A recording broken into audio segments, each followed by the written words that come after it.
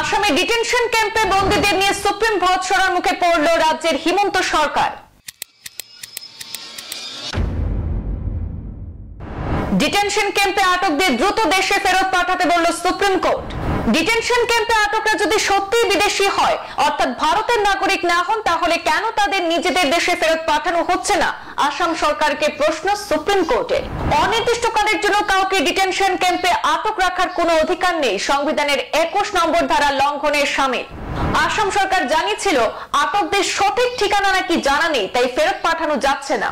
ঠিকানা যদি জানা না থাকে তাহলে তাদের দেশের রাজধানীতে ছেড়ে দিয়ে আসতে হবে, স্পষ্ট জানালো সুপ্রিম বেঞ্চ। রাজ্য সরকারকে 2 সপ্তাহ সময় দিয়ে ডিটেনশন ক্যাম্পে আটকদের তাদের দেশে ফেরত পাঠানোর কাজ শুরু করার নির্দেশ দিয়েছে দেশের সর্বোচ্চ আদালত। এনআরসি সিএএ বিতর্ক চলাকালীন বিদেশি সন্দেহে আটক ব্যক্তিদের ডিটেনশন সেন্টারে দিনের পর দিন রেখে দেওয়ায় আসাম সরকারকে চরম ভৎসনা করল সুপ্রিম কোর্ট। গতকাল শীর্ষ আদালত আসাম সরকারের ভূমিকায় ব্যাপক ক্ষুব্ধ হয়ে প্রশ্ন করে, কেন ডিটেনশন সেন্টারে আটকে রাখা হচ্ছে? যদি তারা সত্যি বিদেশি হয়, অর্থাৎ ভারতের নাগরিক না হন, তাহলে কেন তাদের নিজেদের দেশে ফেরত পাঠানো হচ্ছে না? আসাম সরকারের কাছে সর্বোচ্চ আদালতের প্রশ্ন, আপনারা কি শুভ মুহূর্তের জন্য অপেক্ষা করছেন?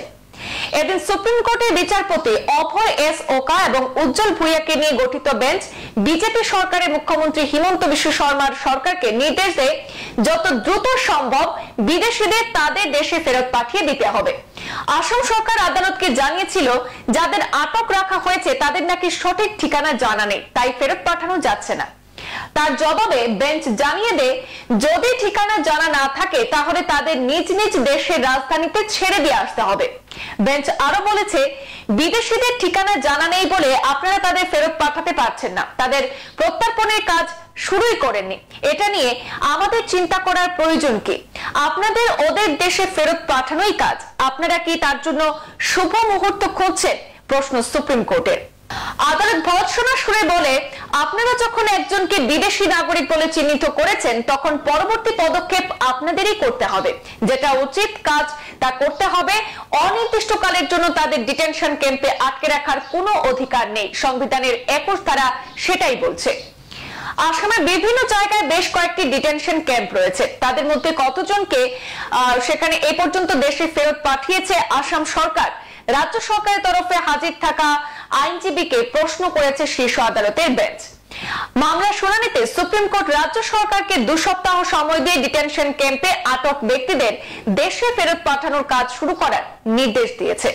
শুধু তাই নয়, এ ব্যাপারে পরবর্তী শুনানিতে সরকারকে একটি হলফনামা দাখিল করে কি পদক্ষেপ গ্রহণ করা হয়েছে তা আদালতকে অবগত করতেও বলেছে দেশের সর্বোচ্চ আদালত অর্থাৎ সুপ্রিম কোর্ট।